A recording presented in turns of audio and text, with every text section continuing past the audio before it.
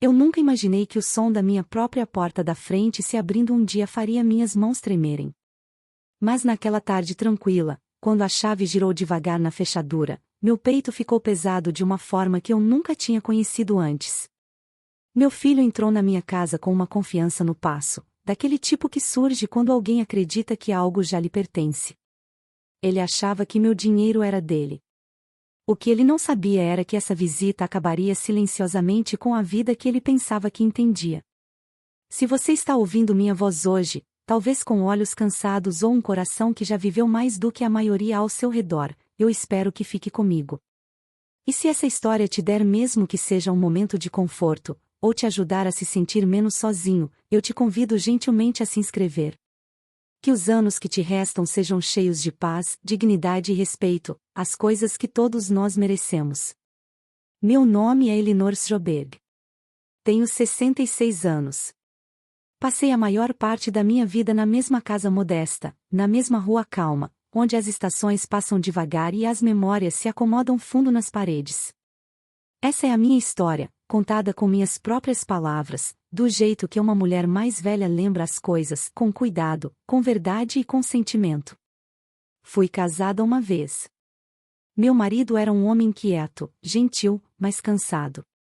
Quando nosso filho ainda era pequeno, a vida ficou pesada demais para ele, e ele foi embora. Não houve despedida dramática. Apenas uma cadeira vazia na mesa da cozinha e um silêncio que ficou por anos. A partir daquele dia, éramos só eu e meu filho. Trabalhei na prefeitura por 35 anos. Chegava cedo, saía tarde e quase nunca reclamava. Aprendi a sobreviver com muito pouco. Guardava cada moeda que sobrava, não porque amava dinheiro, mas porque tinha medo de depender de alguém. Vi muitas mulheres mais velhas dependerem dos outros, só para serem esquecidas. Prometi a mim mesma que aquilo não seria o meu futuro. Meu filho cresceu me vendo contar as contas na mesa da cozinha.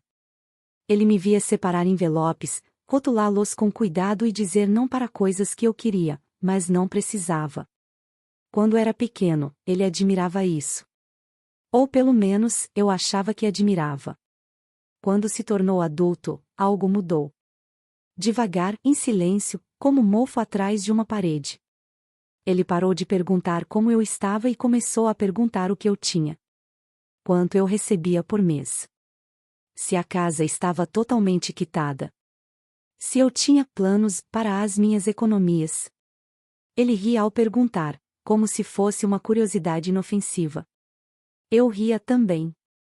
Mães costumam fazer isso. Escolhemos a paz em vez da verdade mais vezes do que deveríamos. Quando me aposentei, as ligações ficaram mais frequentes, mas menos calorosas. Ele falava mais rápido. Escutava menos. Falava das próprias despesas, das próprias frustrações, do próprio sentimento de que a vida lhe devia mais. Uma vez ele disse: "Você não precisa mais de todo esse dinheiro, mãe." Não disse com crueldade. Disse com naturalidade. E isso, de alguma forma, doeu mais. Eu me dizia que ele não queria dizer do jeito que soou. Me dizia que eu estava sendo sensível. A idade faz a gente duvidar dos próprios instintos, especialmente quando vem do próprio filho. Então, numa tarde, ele me pediu diretamente. Não com educação. Não com delicadeza. Disse que precisava de uma quantia grande de dinheiro. Não disse por favor. Não perguntou quando eu me sentiria à vontade. Falou como se já estivesse decidido. Como se meu papel fosse apenas liberar o que ele acreditava que já era dele. Senti algo se apertar dentro de mim. Disse que precisava de tempo para pensar. A linha ficou em silêncio. Depois veio um suspiro. Um suspiro profundo, decepcionado, como se eu tivesse falhado com ele. Aquele som ficou comigo muito depois que a ligação terminou. Depois disso, as mensagens ficaram curtas. Frias. Práticas. E então, sem perguntar, ele me avisou que viria. Precisamos conversar pessoalmente, disse. É mais fácil assim. Na manhã em que ele chegaria, limpei a casa devagar. Não estava nervosa. Estava me preparando. Passei pano em prateleiras que guardavam décadas de fotografias. Toquei as costas de cadeiras antigas. Abri gavetas onde papéis importantes descansavam em silêncio, esperando o dia em que poderiam importar. Enquanto passava por cada cômodo, senti algo novo crescendo dentro de mim. Não era raiva. Não era medo. Era clareza. Quando ele chegou, não esperou convite.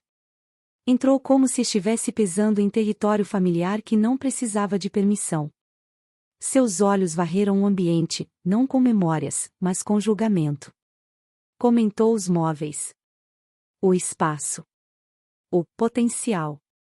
Falou em vender um dia, em modernizar, em como as coisas poderiam ser melhores. Eu escutei. Não disse nada. Então me levantei e disse que havia partes dessa casa que ele nunca tinha visto de verdade. Pedi que me seguisse pelo corredor. Ele seguiu, confiante. Quase impaciente. Acreditava que essa visita terminaria do jeito que ele esperava.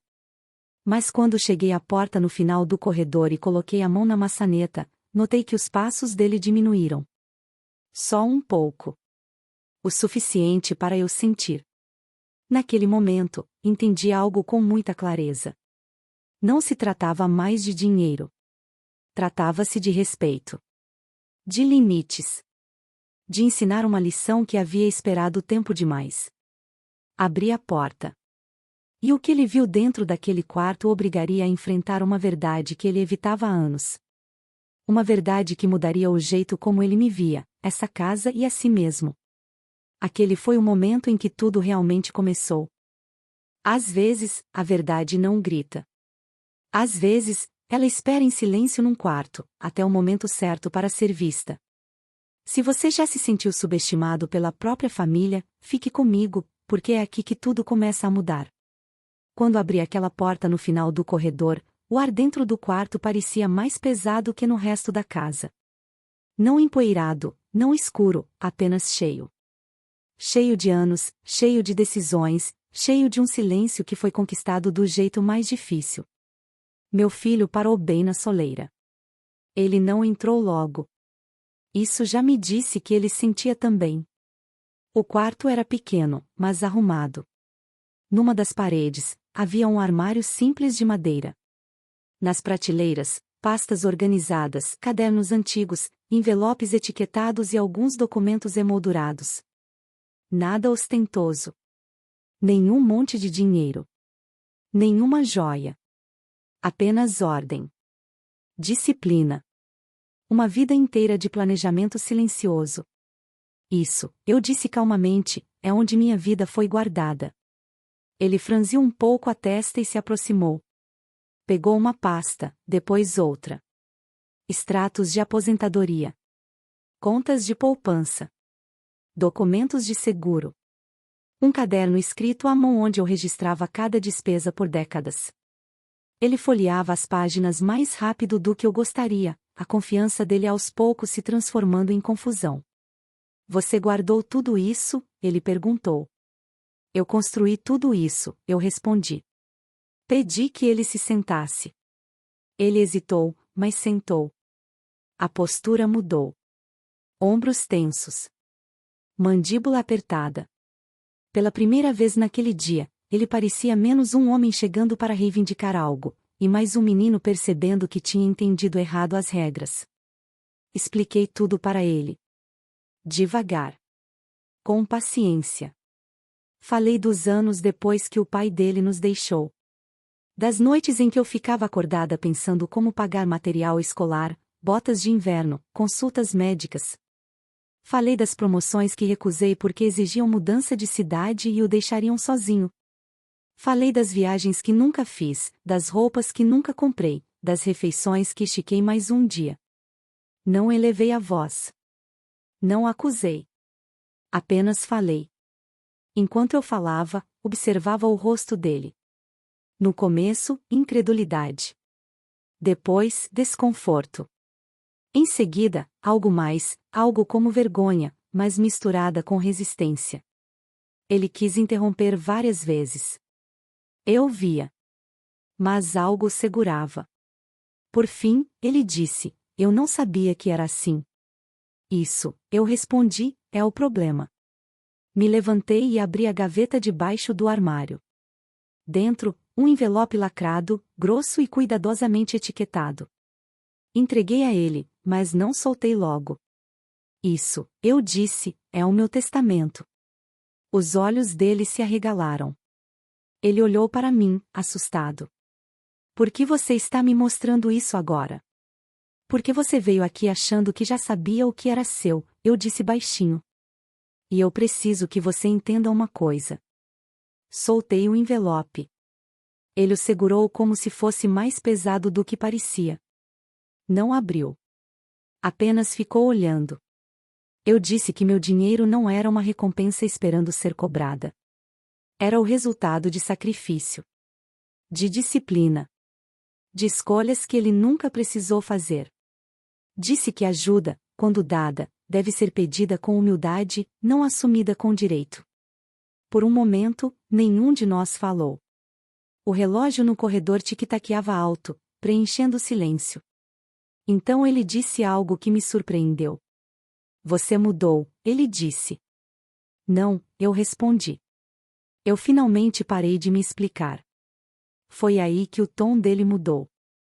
A frustração veio à tona. Ele falou das lutas dele, das dívidas, de como a vida parecia injusta para ele. Disse que outros pais ajudavam mais os filhos. Disse que eu estava sendo fria.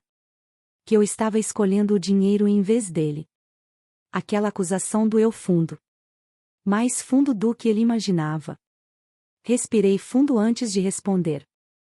Disse que amor não significa abrir mão da própria dignidade. Disse que apoio não significa se apagar. Disse que passei a vida inteira garantindo que ele nunca se sentisse abandonado, e agora, aos 66 anos, eu não ia me abandonar. Ele desviou o olhar. As mãos tremiam levemente. Essa é a parte em que muita gente espera uma briga dramática. Gritos. Lágrimas. Portas batendo. Mas a vida real, especialmente mais tarde, é mais quieta que isso. É mais pesada. Ela se instala devagar nos ossos. Ele perguntou, por fim, o que eu pretendia fazer. Eu disse a verdade.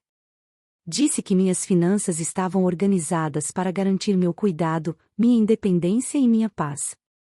Que qualquer ajuda que eu oferecesse seria nos meus termos, não como obrigação.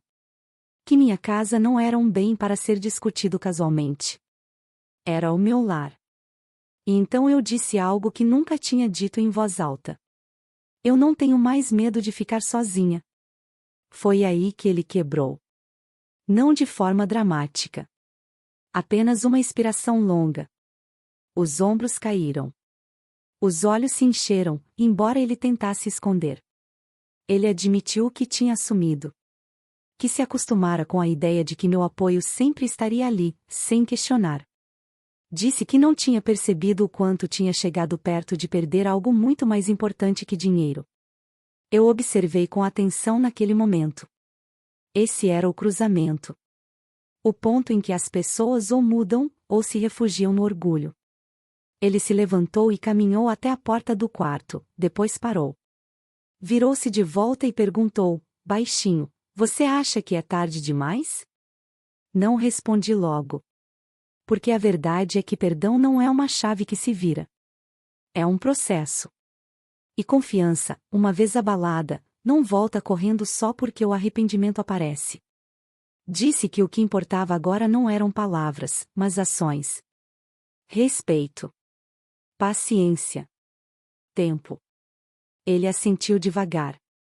Enquanto ele saía daquele quarto e caminhava de volta para a porta da frente, a casa parecia diferente. Mais leve, de algum jeito. Não porque tudo estava resolvido, mas porque tudo finalmente tinha sido dito. Na porta, ele parou de novo. Olhou para mim, não como alguém esperando algo, mas como alguém me vendo claramente pela primeira vez em anos. Vou te ligar, ele disse. Não por causa de dinheiro. Só, para conversar. Depois que ele saiu, fiquei sozinha no corredor. Não chorei. Não sorri. Apenas fiquei ali, ouvindo o silêncio voltar. Mas lá no fundo, uma pergunta ficou. Essa lição seria suficiente, ou a parte mais difícil dessa história ainda estava por vir? Era isso que eu me perguntava enquanto a porta se fechava atrás dele, e por isso o que aconteceu em seguida me testaria de formas que eu nunca esperei. Depois que a porta se fechou atrás dele, fiquei parada por um longo momento, escutando o silêncio voltar a se instalar na casa. Não era aquele silêncio doloroso que eu conhecia antes, o tipo que parece abandono. Esse era diferente. Esse silêncio parecia conquistado. Honesto. Como se as próprias paredes tivessem finalmente ouvido a verdade e estivessem descansando por causa dela.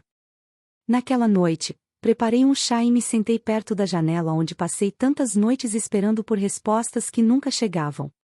Lá fora, a rua parecia a mesma. A mesma árvore antiga. O mesmo vento suave balançando seus galhos. Mas dentro de mim, algo fundamental tinha mudado. Pela primeira vez em anos, eu não sentia culpa por escolher a mim mesma. Os dias que se seguiram foram calmos. Calmos demais, talvez. Meu filho não ligou logo de cara, e eu não esperava que ligasse. Eu entendia que, quando o senso de direito de alguém é desafiado, a mente precisa de tempo para se reorganizar. Eu não entrei em contato. Não pedi desculpas. Deixei o espaço existir, mesmo que ele parecesse estranho. Durante aqueles dias tranquilos, refleti profundamente sobre a minha vida. Sobre como as mulheres da minha geração foram criadas para acreditar que amor significava sacrifício sem limites. Que ser uma boa mãe queria dizer dar até não sobrar nada para dar.